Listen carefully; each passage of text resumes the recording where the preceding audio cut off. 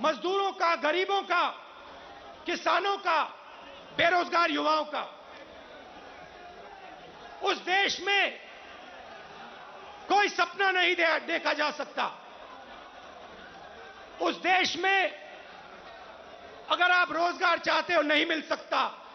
अगर आप अपने बच्चों को कॉलेज, यूनिवर्सिटी में भेजना चाहते हो आप नहीं कर सकते हो।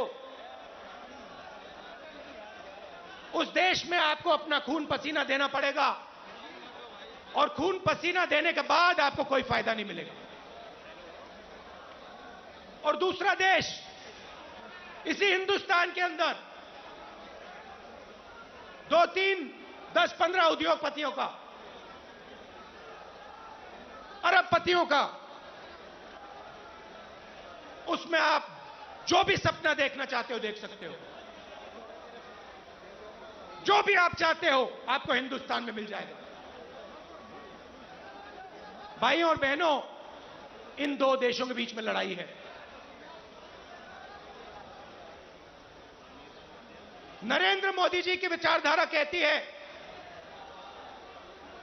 कि देश को बांटना है और पूरा का पूरा फायदा चुने हुए लोगों को देना है। हमारी विचारधारा कहती है कि देश सबका है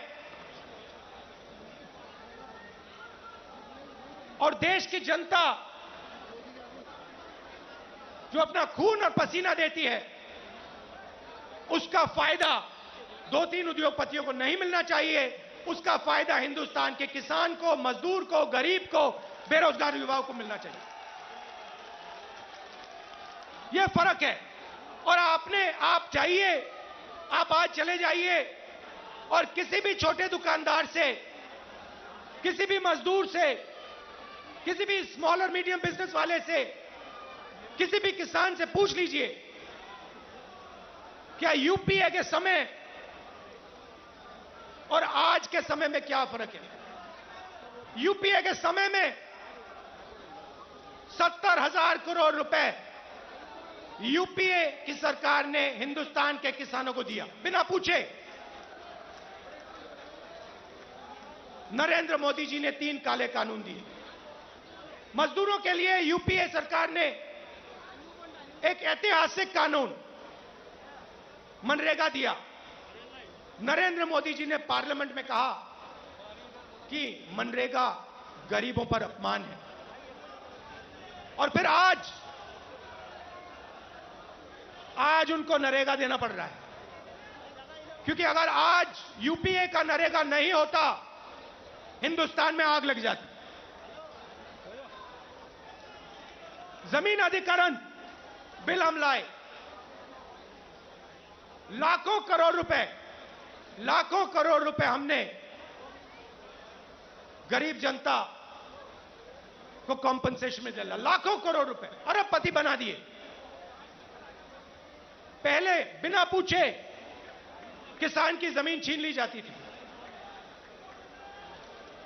हजारों एकड़ बिना पूछे 1 मिनट में छीन लिया जाता था। हमने कहा यह गलत है, हम कानून लाए। नरेंद्र मोदी जी ने पहला काम उस कानून को रद्द करने की कोशिश की। उनका पहला काम था।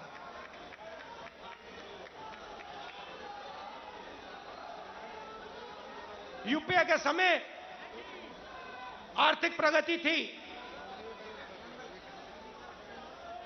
हम करोड़ों लोगों को हमने गरीबी से निकाला। जितने लोगों को हमने 27 करोड़ लोगों को गरीबी से निकाला 10 साल में। 27 करोड़ लोग।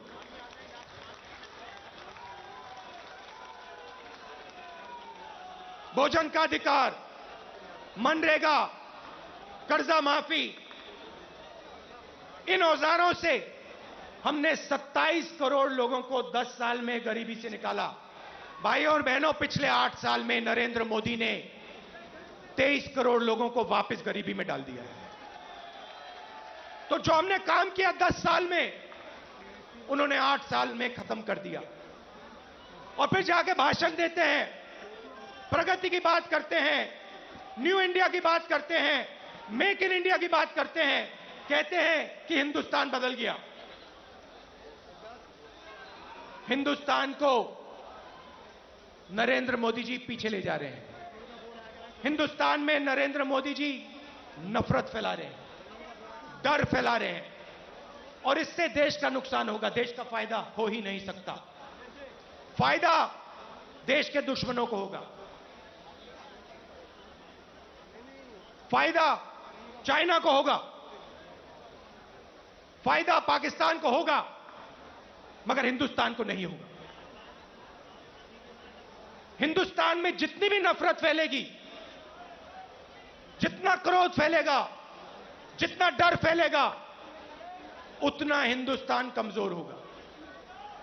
और पिछले 8 सालों में नरेंद्र मोदी जी ने हिंदुस्तान को कमजोर करने का काम किया है। जो हमारी आर्थिक शक्ति थी उसको खत्म किया। बेरोजगारी, 40 साल से सबसे ज्यादा बेरोजगारी आज हिंदुस्तान में, वो नरेंद्र मोदी जी की देन है। मैं आपसे पूछना चाहता हूं, क्या महंगाई से, बेरोजगारी से, नफरत से देश मजबूत होता है क्या? कौन सी दुनिया में नफरत, बेरोजगारी, महंगाई से देश मजबूत होता है? देश कमजोर होता है। और नरेंद्र मोदी जी और बीजेपी देश को कमजोर करने का काम कर रहे हैं। कांग्रेस पार्टी देश को जोड़ती है। हम नफरत मिटाते हैं, हटाते हैं, और जब नफरत मिटती है, खत्म होती है, जब डर कम होता है, तब हिंदुस्तान तेजी से आगे बढ़ता है। हमने ये करके दिखाया है, सालों करके दिखाया है। तो ये मैं आपको कहना चाहता था। कांग्रेस कार्यकर्ताओं को मैं धन्यवाद करना चाहता हूं।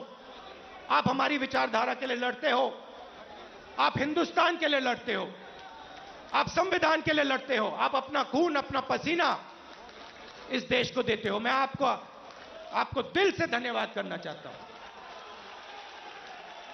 और आपको कहना चाहता हूं कि कांग्रेस पार्टी का कार्यकर्ता ही देश को बचा सकता है। कांग्रेस पार्टी की विचारधारा देश को प्रगति के पथ पे ला सकती है। हमारे लिए सरकार ने, जैसे मैंने कहा, रास्ते बंद कर दिए हैं। पार्लियामेंट का रास्ता बंद कर दिया। संसद में कांग्रेस पार्टी या विपक्ष के लोग भाषण कर ही नहीं सकते, हमारा माइक ऑफ हो जाता है। और किसी भी मुद्दे पे हम चाइना के आक्रमण पे बात करना चाहते हैं, नहीं कर सकते। बेरोजगारी के बात पे बात करना चाहते हैं, नहीं कर सकते। महंगाई पे बात करना चाहते हैं, नहीं कर सकते। वो रास्ता बंद है। जो हमारे इंस्टीट्यूशंस हैं, चाहे वो मीडिया हो,